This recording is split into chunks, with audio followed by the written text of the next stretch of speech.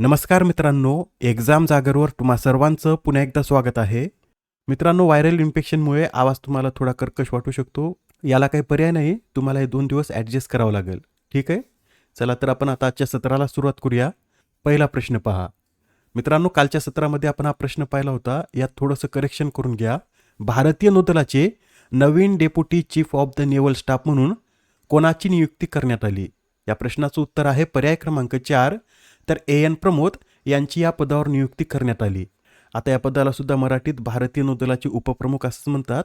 पण इथे लक्षात घ्या, भारतीय नौदलाचे उपप्रमुख कोण आहेत? तर अजय कोचर हे भारतीय नौदलाचे उपप्रमुख म्हणजेच vice chief of the naval staff आहेत. भारतीय नौदल प्रमुखांच्या नंतर vice chief of the naval staff हे दुसऱ्या क्रमांकाचं पद आहे. आणि जर deputy chief of the naval staff म्हणून कोणाची नियुक्ती करण्यात आली असं जर विचारलं तर एन प्रमोद यांची या पदावर नियुक्ती करण्यात आली. एन प्रमोद याआधी 2023 ते 2026 पर्यंत नौदल ऑपरेशन्सचे महासंचालक म्हणून कार्यरत होते. Next question. नुकत्याच पार पडलेल्या ग्लासगो राष्ट्रकुल क्रीडा स्पर्धेतील पदतालिकेत भारताने कितवे स्थान पटकावले? तर आता या ग्लासगो गेम्समध्ये भारताने 4थं स्थान पटकावलं आहे. या स्पर्धेत भारतीय खेळाडूने 39 पदक पटकावले असून यात 13 सुवर्ण, 17 रौप्य व 9 कांस्य पदकांचा समावेश आहे. बरं, यात पहिलं स्थान कोणत्या देशानं पटकावलं? तर ऑस्ट्रेलिया या देशाने या स्पर्धेत एकूण 171 पदक पटकावले आहेत, ज्यात 70 सुवर्ण, 45 रौप्य व 56 कांस्य पदकांचा समावेश आहे. ऑस्ट्रेलियानंतर इंग्लंड या दुसऱ्या क्रमांकावर आहे. इंग्लंडने 29 सुवर्ण, 45 रौप्य व 36 कांस्य पदकांसह एकूण 110 पदक पटकावलेत. कॅनडा तिसऱ्या स्थानावर आहे. कॅनडाने 19 सुवर्ण, 21 रौप्य, 23 कांस्य पदकासह 63 पदक पटकावले आहेत. यात आपला भारत चौथ्या, तर ज्या देशात ही स्पर्धा आयोजित करण्यात आली होती तो स्कॉटलँड यात 5व्या क्रमांकावर आहे. स्कॉटलँडने सुद्धा भारतासारखे 39 पदक पटकावलेत. यात भारतासारखे त्याने 13 सुवर्ण पदक पटकावलेत. पण रौप्य पदकात स्कॉटलँड हा भारताच्या मागे पडला. यात स्कॉटलँडने 9 पदक पटकावलेत आणि त्याने 17 कांस्य पदक पटकावले आहेत. लक्षात ठेवा, महत्त्वाचा पॉईंट आहे. स्कॉटलँडनं किती पदक पटकावलेत आपल्याला विचारलं जाऊ शकतं, कारण याच देशात या स्पर्धेचं आयोजन करण्यात आलं होतं. ही स्पर्धा कधी पार पडली? तर ही स्पर्धा 23 जुलै ते 2 ऑगस्ट दरम्यान पार पडली व या स्पर्धेचं उद्घाटन चार्ल्स तिसरे यांच्या हस्ते करण्यात आलं होतं. व राष्ट्रकुल क्रीडा स्पर्धेच्या 96 वर्षाच्या इतिहासात प्रथमच या स्पर्धेचं उद्घाटन बंदिष्ट स्टेडियममध्ये करण्यात आलं होतं. यंदाच्या या स्पर्धेत किती खेळांचा समावेश होता? तर यंदाच्या या स्पर्धेत 10 खेळांचा समावेश होता. बरं, या ग्लासगो राष्ट्रकुल क्रीडा स्पर्धेसाठीच्या मॅस्कॉटचं नाव काय? तर फिनी असं या मॅस्कॉटचं नाव होतं. आपल्या भारतीय खेळाडूंनी कोणकोणत्या क्रीडा प्रकारात सुवर्ण पदक पटकावलेत हे सुद्धा आपण पाहून घेऊया. तर पहा, भारताने बॉक्सिंग याच क्रीडा प्रकारात 7 सुवर्ण पदक पटकावले होते. भारतासाठी सुवर्ण साक्षी चौधरी, प्रीती पवार, जॅस्मिन लेंबोरिया, प्रिया घनघस, अरुंधती चौधरी, सचिन सिवाच व अंकुश पांगल यांनी पटकावली आहेत. मीराबाई चानू यांनी या स्पर्धेतील वेटलिफ्टिंगमध्ये पदक पटकावलं. बरं, मीराबाई चानू यांनी किती किलो वजनी गटात हे पदक पटकावलं हे तुम्हाला कमेंटमध्ये सांगायचं आहे. ज्युडो क्रीडा प्रकारात भारताने 2 सुवर्ण पदक पटकावलेत. त्यापैकी अस्मिता डे या भारताला सुवर्ण पदक मिळवून देणाऱ्या पहिल्या महिला ठरल्या आहेत. या स्पर्धेच्या पुरुष गटात हर्ष टोकस यांनी सुद्धा सुवर्ण पदक पटकावलं. पॅरा ॲथलेटिक्समध्ये सुद्धा भारताने 3 सुवर्ण पदक पटकावलेत. यात दिलीप गावित, शर्मिला धनकर व सोमन राणा यांचा समावेश होतो. आणि मित्रांनो, आपल्याला यात गुलवीर सिंग यांचं सुद्धा नाव लक्षात ठेवायचं आहे. गुलवीर सिंग यांनी 10,000 मीटर शर्यतीत रौप्य तर पुरुषांच्या 5,000 मीटर शर्यतीत कांस्य पदक पटकावलं व एकाच स्पर्धेत 2 पदके पटकावणारा तो पहिलाच भारतीय खेळाडू ठरला आहे.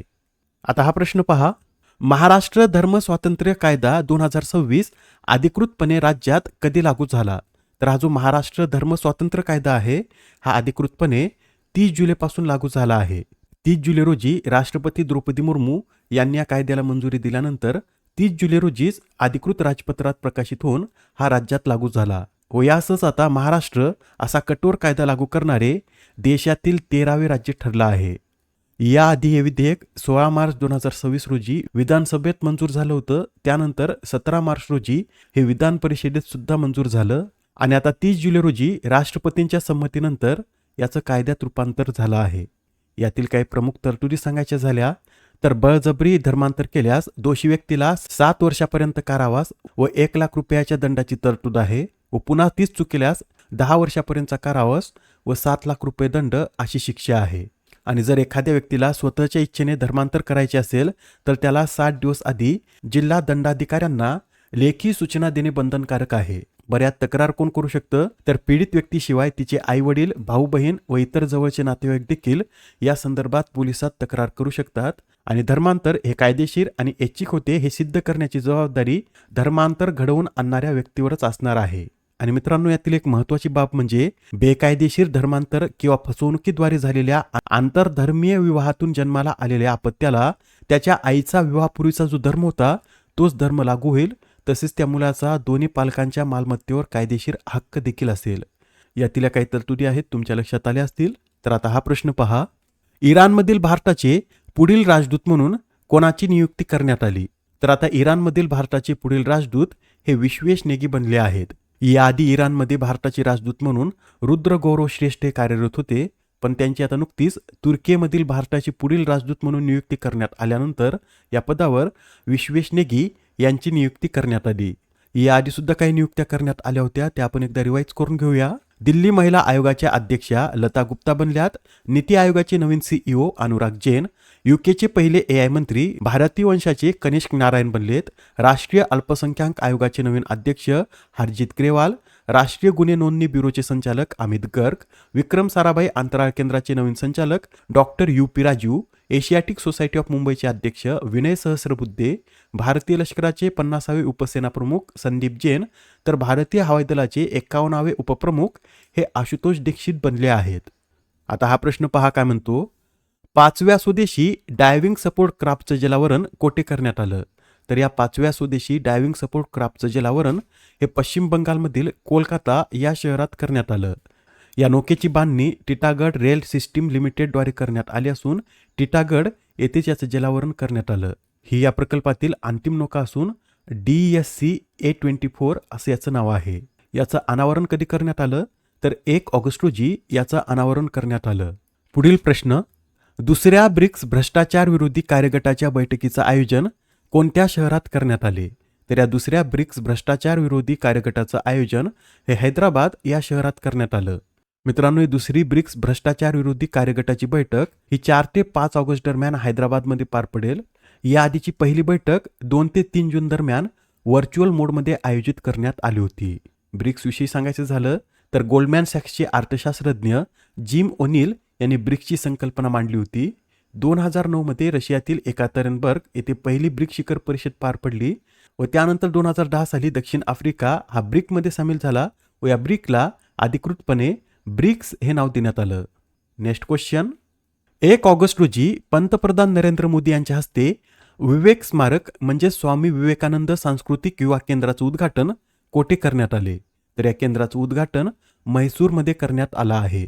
मित्रांनो, 1892 साली स्वामी विवेकानंद यांनी म्हैसूरला भेट दिली होती व या भेटीच्या आठवणीतच या केंद्राची उभारणी करण्यात आली आहे. स्वामी विवेकानंद 1892 मध्ये म्हैसूर भेटीदरम्यान निरंजन मठात राहिले होते. त्याच ठिकाणी या स्मारकाची उभारणी करण्यात आली. पुढील प्रश्न. महाराष्ट्र नौदल क्षेत्राचे प्रमुख कोण बनले आहेत? तर आता महाराष्ट्र नौदल क्षेत्राच्या प्रमुखपदी विद्याधर हरके यांची नियुक्ती करण्यात आली. त्यांच्या आधी या पदावर शांतनू झा हे कार्यरत होते, पण आता शांतनू झा विद्याधर हरके यांनी 31 जुलै रोजी महाराष्ट्र नौदल क्षेत्राचे प्रमुख म्हणून पदभार स्वीकारला आहे. हे महाराष्ट्र नौदल क्षेत्र पश्चिम नौदल कमांड अंतर्गत कार्य करतं. आता तुम्हाला कमेंटमध्ये हे सांगायचंय की या पश्चिम नौदल कमांडचं मुख्यालय कोठे आहे? Next question. अलीकडेच प्रसिद्ध लोणावळा चिक्की व रेणुका माता तांबूल यांना GI टॅग प्राप्त झाल्यानंतर महाराष्ट्रातील GI टॅग प्राप्त उत्पादनाची संख्या किती झाली? तर या 2 उत्पादनाला GI टॅग प्राप्त झाल्यानंतर महाराष्ट्रातील GI टॅग प्राप्त उत्पादनाची संख्या ही 50 वर गेली आहे.